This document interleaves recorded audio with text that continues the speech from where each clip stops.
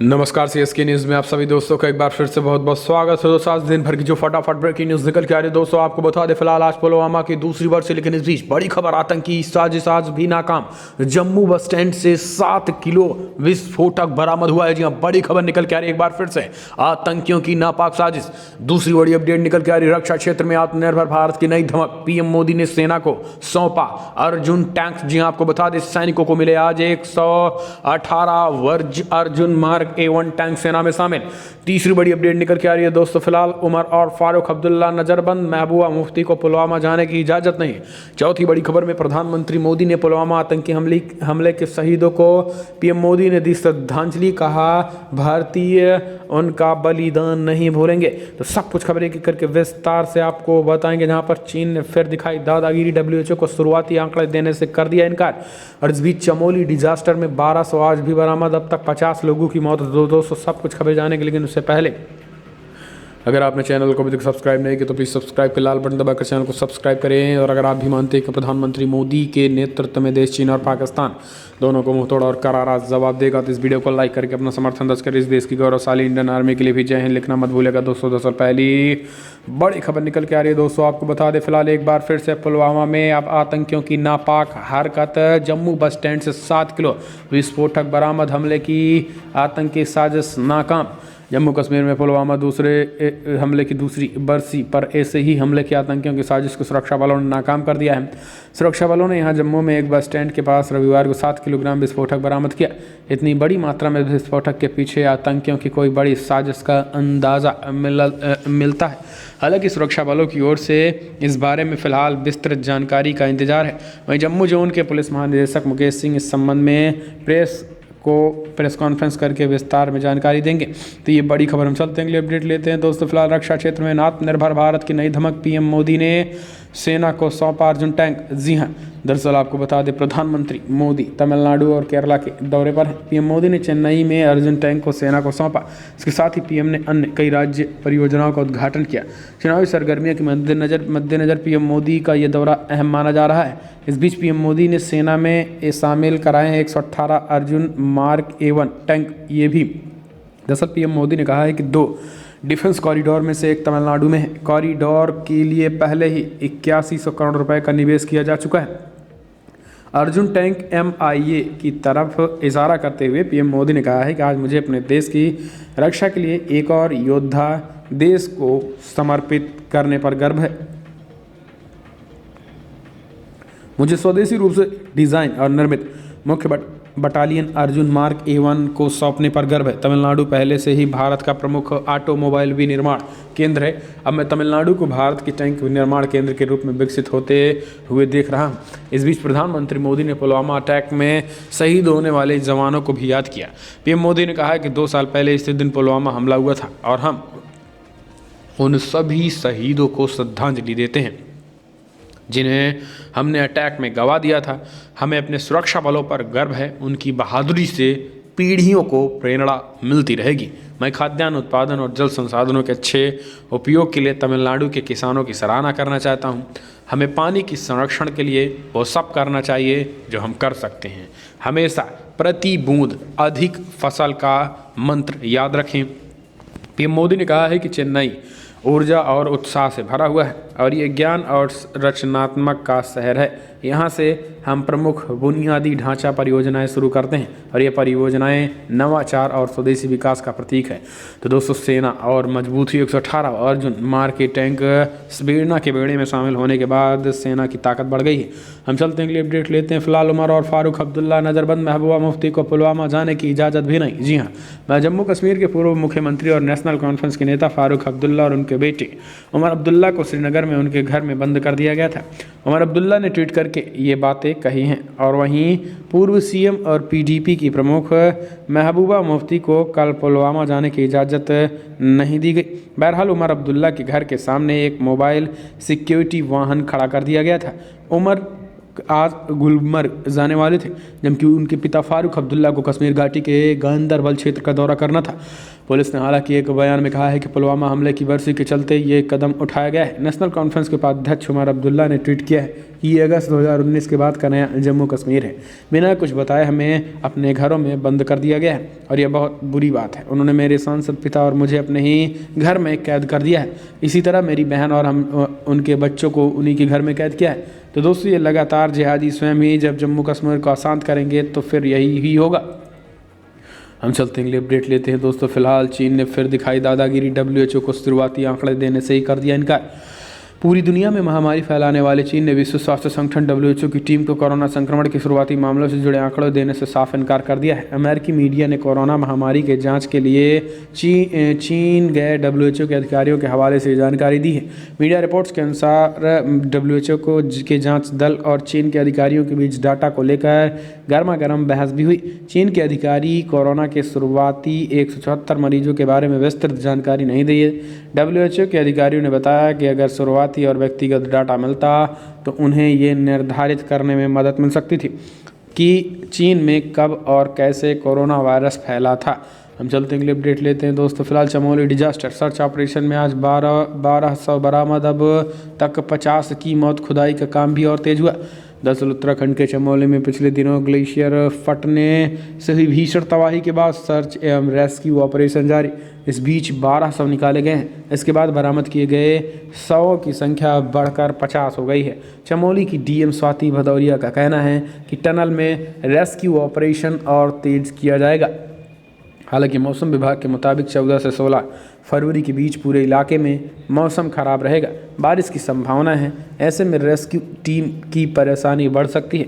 जबकि उत्तराखंड के DGP अशोक कुमार ने बताया है कि तपोवन टनल में 7 फरवरी से रेस्क्यू ऑपरेशन जारी है। रविवार को 200 टनल से निकाले गए हैं। उत्तराखंड पुलिस, SDRF और NDRF के जवान रेस्क्यू ऑपरेशन में जुटे हुए हैं। NDRF अब कैमरे के जरिए टनल के भीतर लोगों को तलाश करने की कोशिश करेगा। हम चलते हैं, अपडेट लेते हैं। फिलहाल दिल्ली, मनोज तिवारी ने रिंकू शर्मा के परिजनों से की मुलाकात।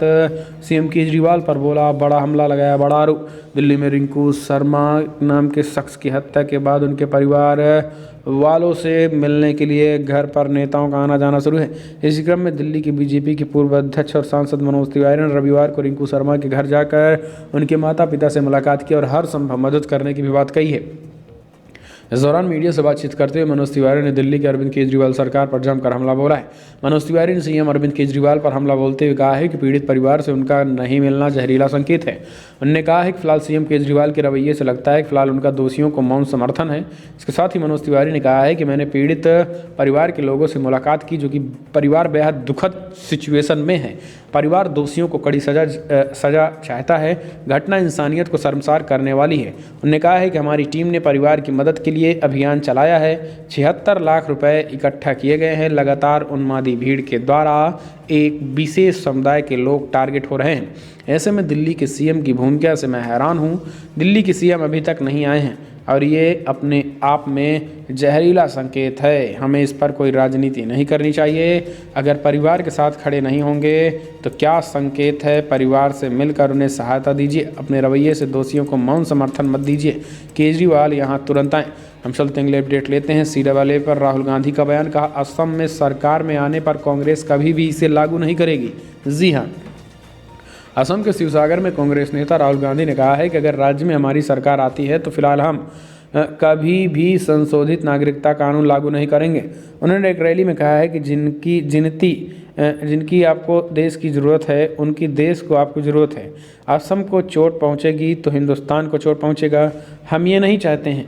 हम नहीं होने देंगे। राहुल गांधी ने कहा है कि हमने ये गमछा पहना है, इसमें लिखा है कि CAA, इस पे हमने क्रॉस लगा दिया है। मतलब चाहे कुछ भी हो जाए, CAA नहीं लागू करेंगे। हमारे दो अच्छी तरह सुन लो, CAA नहीं होगा, कभी नहीं होगा। तो इस तरीके से राहुल गांधी असम में पहुंचकर लंबा दे रहे हैं। हम चलते हैं, अपडेट। रश्मि सावंत बनी ऑक्सफोर्ड विश्वविद्यालय छात्र संघ की पहली भारतीय महिला अध्यक्ष। गौरवान्वित होने के बाद ऑक्सफोर्ड विश्वविद्यालय के लिनक्रे कॉलेज में पढ़ाई कर रही भारतीय मूल की रश्मि सावंत ने अपने देश को गौरवान्वित किया है। दरअसल सावंत ऑक्सफोर्ड विश्वविद्यालय के छात्र संघ की अध्यक्ष चुनी गई हैं। खास बात तो यह है कि रश्मि इस पद को पाने वाली पहली महिला बन चुकी हैं। सामंत विश्वविद्यालय के लीनाक्रे कॉलेज से ऊर्जा विषय पर MSc कर रही हैं। इस हफ्ते की शुरुआत में हुए चुनाव में उन्होंने 3708 मतों में से 1966 मत हासिल कर शानदार जीत दर्ज की थी। सामंत ने कर्नाटका में मणिपाल इंस्टीट्यूट ऑफ टेक्नोलॉजी से पढ़ाई की और उनके घोषणा पत्र में उनकी भारतीय जड़ों का भी जिक्र किया। बृहस्पतिवार को ऑक्सफोर्ड SUV लीडरशिप इलेक्शन में उन्होंने परिसर को उपनिवेशवाद से मुक्ति करने तथा समावेशिता की जरूरत पर जोर दिया है। हम चलते हैं अगली अपडेट लेते हैं दोस्तों। फिलहाल हाथरस दंगे के आरोपी PFI सदस्य रऊफ को STF ने दबोचा। मथुरा कोर्ट में कल होगी पेशी। जी हाँ, यूपी STF ने हाथरस में जातीय दंगा भड़काने के साजिश के आरोपी रऊफ शरीफ को यूपी STF की टीम ने केरला एयरपोर्ट पर धर दबोचा है। रऊफ PFI की छात्र विंग का पदाधिकारी है। उसे हाल ही में इसी मामले में प्रवर्तन निर्देशालय ED ने मनी लॉन्ड्रिंग एक्ट के तहत गिरफ्तार किया था। वो केरला की जेल में बंद था, लेकिन उसे जमानत मिल गई थी। इसी मामले में STF ने भी रिमांड पर लेने के लिए कोर्ट में आवेदन किया था, मगर जमानत मिलने के बाद STF की एक टीम ने केरला पहुंचकर रऊफ को गिरफ्तार भी कर लिया है। यूपी STF मथुरा में दर्ज UAPA के केस में रऊफ शरीफ को प्रोडक्शन वारंट पर ला रही थी। STF से मिली जानकारी के मुताबिक सोमवार यानी 15 फरवरी को रऊफ शरीफ को मथुरा कोर्ट में पेश किया जाएगा। अधिकारियों के मुताबिक ED ने मथुरा जेल में इन सभी गिरफ्तारी आरोपियों से पूछताछ भी की थी। जांच के दौरान पता चला कि हाथरस में दंगे करवाने वालों की पूरी साजिश CFI के national general secretary KE Rauf Sharif ने तैयार की है और ये सभी उसी के इशारे पर हाथरस जा रहे थे। रऊफ शरीफ को 12 दिसंबर को उस वक्त गिरफ्तार किया गया जब वो हिंदुस्तान छोड़कर फरार होने की कोशिश कर रहा था। हम चलते हैं update. Greta Thunberg toolkit मामले में पहली गिरफ्तारी। दिल्ली पुलिस ने बेंगलुरु से 21 वर्षीय जलवायु कार्यकर्ता को गिरफ्तार किया। जी हाँ, नए कृषि कानूनों के खिलाफ देश में जारी किसान आंदोलन को लेकर भारत विरोधी अंतर्राष्ट्रीय साजिश का खुलासा होने के बाद दिल्ली पुलिस सख्ती बरत रही है।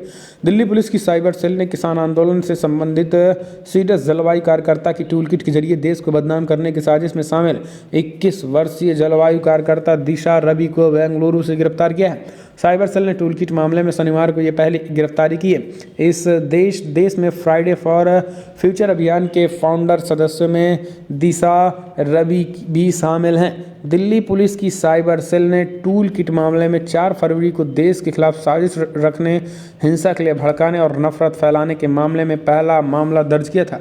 टूल किट मामले में ये पहली गिरफ्तारी हुई है। जैसा जानकारी के मुताबिक जलवायु कार्यकर्ता दिशा ने माउंट कैमर कॉलेज से बिजनेस एडमिनिस्ट्रेशन स्नातक की डिग्री हासिल की थी और दिशा इस समय गुड माइल कंपनी के साथ जुड़ी हुई हैं। सूत्रों ने बताया है कि फिलहाल दिल्ली पुलिस की स्पेशल सेल ने जब उन्हें गिरफ्तार किया गया तब उस वक्त वो घर से ही काम कर रही थी।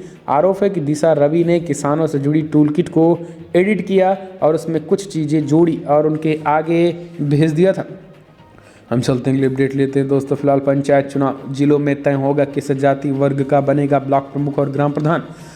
त्रिस्तरीय पंचायतों में ब्लॉक प्रमुख, BDC सदस्य, ग्राम प्रधान, ग्राम पंचायत सदस्य व जिला पंचायत सदस्यों के पदों पर आरक्षण का आवंटन जिला स्तर पर होगा। ब्लॉक प्रमुखों का आरक्षण आवंटन सोशल मीडिया पर वायरल होने पर विभाग ने इससे पल्ला झाड़ लिया है। जिला पंचायत अध्यक्ष का आरक्षण व आवंटन 12 फरवरी को अपर मुख्य सचिव पंचायती राज मनोज कुमार सिंह ने जारी किया था। इसी के साथ ही ब्लॉक प्रमुखों पदों पर किस जिले में कितनी सीटें आरक्षित होंगी इसका चार्ट जारी किया गया था। ग्राम प्रधान के कितने पद किस जिले और ब्लॉक में आरक्षित किए जाएंगे इसका चार्ट भी निर्देशक पंचायती राज ने जारी किया था। सोशल मीडिया पर ब्लॉक प्रमुख पदों का आवंटन खूब वायरल हुआ था। इससे यह अंकित हुआ कि 826 ब्लॉकों में कौन सा किस जाति वर्ग के लिए आरक्षित रहेगा। शासन व निर्देशालय के अधिकारियों ने कहा है कि ब्लॉक प्रमुख पद किस जाति या वर्ग के लिए आरक्षित होगा। हम चलते हैं अपडेट लेते हैं दोस्तों। फिलहाल बढ़ गई बिग ब्रेकिंग न्यूज़ निकल के आ रही है, जहां पर पायलट और गहलोत कैंप के बीच बढ़ी दरार। जी हां, फिर से राजस्थान में फूट की तरफ बढ़ गई है कांग्रेस। राहुल गांधी के राजस्थान दौरे से पहले सचिन पायलट पूर्वी राजस्थान में धुआंधार किसान रैलियों कर रहे थे। पायलट की रैलियों में उमड़ रही भीड़ के बाद कयास लगाए जा रहे थे कि पायलट एक बार फिर से राजस्थान कांग्रेस में सत्ता के केंद्र में बन सकते हैं। लेकिन राहुल गांधी की रैली के बाद तो नज़ारा पूरा पलट गया, क्योंकि राहुल गांधी की रैली के बाद में ही सचिन पायलट काफ़ी दूरी थे, यानी सचिन पायलट को काफ़ी दूर खड़ा किया गया था। जहाँ एक तरफ गोविंद टोटसरा, वहीं मुख्यमंत्री अशोक गहलोत राहुल गांधी के इर्द गिर्द थे, लेकिन सचिन पायलट को दूर किया गया था। अब कुछ लोगों का मानना है कि फिलहाल राहुल गांधी की सुरक्षा को लेकर ये नियम थे, जबकि कुछ लोगों का कहना है कि राहुल गांधी और सचिन पायलट के उस एक्शन के बाद राहुल गांधी और कांग्रेस पार्टी सचिन पायलट को दूर करना चाह रही है। बात कुछ भी हो, लेकिन राजस्थान कांग्रेस में सब कुछ ठीक नहीं है। हम चलते हैं, अगले अपडेट लेते हैं। फिलहाल कोरोना पर WHO चीफ बोले वुहान लैब की वायरस की उत्पत्ति वाली थ्योरी बरकरार है। जी हाँ, एक बार फिर से यानी ये उन्होंने स्पष्ट कर दिया है कि फिलहाल वुहान लैब से ही कोविड-19 फैल सकता है। इसके भी पूरे सबूत मिल रहे हैं, हालांकि क्लियर जल्द ही होगा। विश्व स्वास्थ्य संगठन के अध्यक्ष ने शुक्रवार को इस बात पर जोर दिया कि इस थ्योरी का भी खारिज नहीं किया गया है कि कोरोना वायरस वुहान की लेबोरेटरी से निकला था। दरअसल संगठन की टीम चीन पहुंची थी इस बात का पता लगाने के लिए वायरस कहां से पैदा हुआ, लेकिन ये मिशन फेल हो गया। हालांकि ऐसी खबरें आई हैं कि टीम ने वायरस के लैब से लीक होने की थ्योरी को नकारा था, लेकिन सच्चाई तो ये है कि चीन ने वुहान लैब जाने ही नहीं दिया था। यानी शी जिनपिंग ने वुहान लैब जाने से ही पहले WHO की टीम को टाटा बाय बाय कर दिया है। तो ये बड़ी खबर अपने आप में अब आप समझ सकते हैं। तो दोस्तों हम चलते हैं अगले अपडेट। लोकतंत्र नाजुक होता है, जो बाइडेन ने डोनाल्ड ट्रंप को बरी किए जाने के बाद क्या कहा। जी हाँ, बड़ी खबर निकल के आ रही है। दरअसल आपको बता दें कि अमेरिका से राष्ट्रपति जो बाइडेन ने कहा है कि सीनेट द्वारा पूर्व राष्ट्रपति डोनाल्ड ट्रंप को कैपिटल संसद भवन में 6 जनवरी को हिंसा मामले में बरी किया जाना ये याद दिलाता है कि लोकतंत्र नाजुक है और सच्चाई की रक्षा करना हम अमेरिकी नागरिकों का दायित्व है। बाइडेन ने ट्रंप को सीनेट में बरी किए जाने के बाद शनिवार देर रात जारी किए गए बयान में कहा है कि हमारे इतिहास का दुखद अध्याय हमें याद दिलाता है कि लोकतंत्र नाजुक है और इसकी हमेशा रक्षा की जानी चाहिए। हमें सशर्त सतर्क रहना चाहिए। हिंसा एवं कट्टरवाद की अमेरिका को कोई जगह नहीं है। तो ये बड़ी बात है। तो दोस्तों फिलहाल बड़ी खबर मिलना है, लेकिन अगर आपको वीडियो पसंद आया तो लाइक करें, शेयर करें, कमेंट के माध्यम से आप अपनी राय देना ना भूलें। तो दोस्तों इस वीडियो में इतना ही। जय हिंद, वंदे मातरम।